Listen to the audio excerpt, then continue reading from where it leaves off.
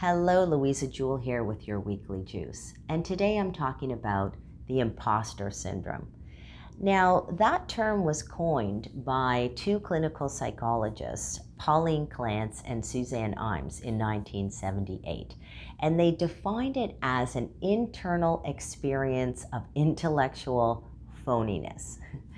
Now, imposter syndrome occurs when people doubt their skills, their talents, their intelligence level. They doubt their own accomplishments, and they always fear that they're going to be exposed as a fraud. So it's accompanied by these feelings of feeling like a fraud, right?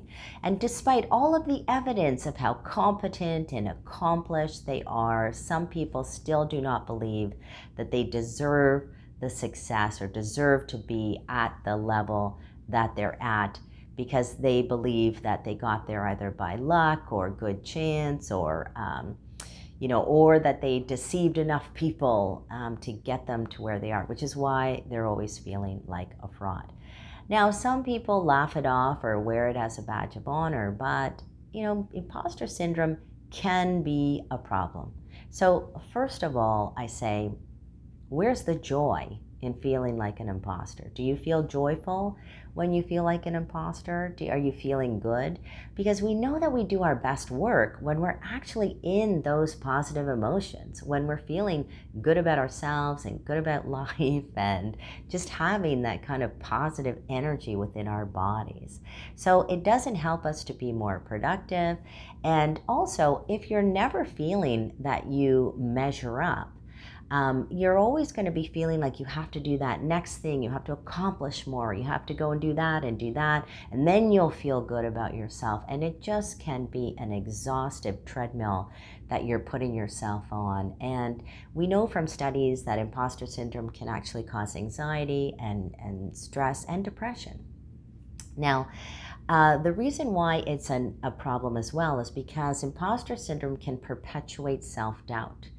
Now, if we constantly feel that we are not the people who actually, put the effort in and actually accomplished what we wanted to accomplish, and it's because we did it, because it was because of our talent, it was because of our intelligence, it was because of our savviness. If we're never believing that, then we're never going to internalize the kind of self-confidence that we need to play a bigger game. We need to be able to acknowledge our accomplishments and where we're at in order for us to say, yes, now I can take myself to that next level. So it can be stopping you from going after those things that you really want in your life.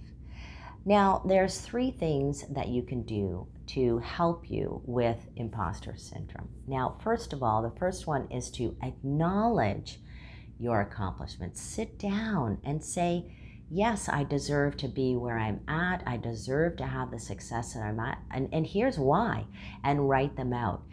If you find that difficult, think, what would a friend say if you asked them to tell you? Like, tell me, why I deserve the success that I'm at today.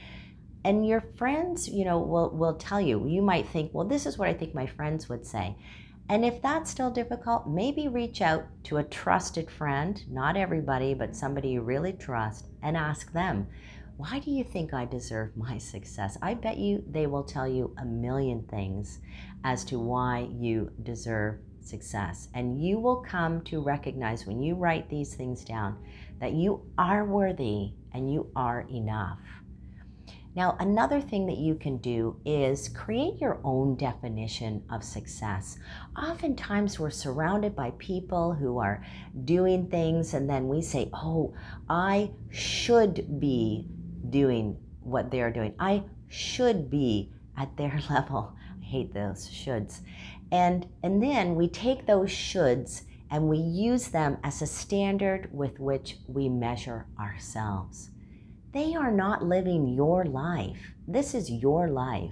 Define for yourself, what does success mean? For me, my definition of success is three things. I want to be doing good work. I want to be helping people in the world. If I'm doing that, I feel successful. Number two, I want to make enough money to drive the car I want to drive, to live in the place I want to live in, and to travel when I want to travel. And I want to be able to put a little bit aside for my retirement.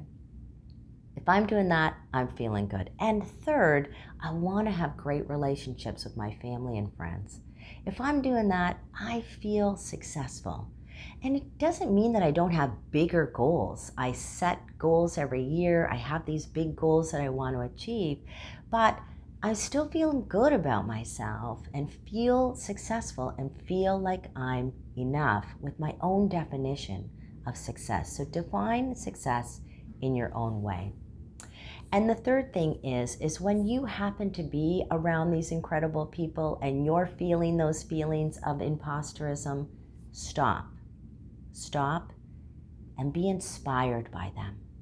Say to yourself, you know what? They're doing these great things. I'd like to do that one day. And I'm just not there yet. But I know if they did it, I can be there as well.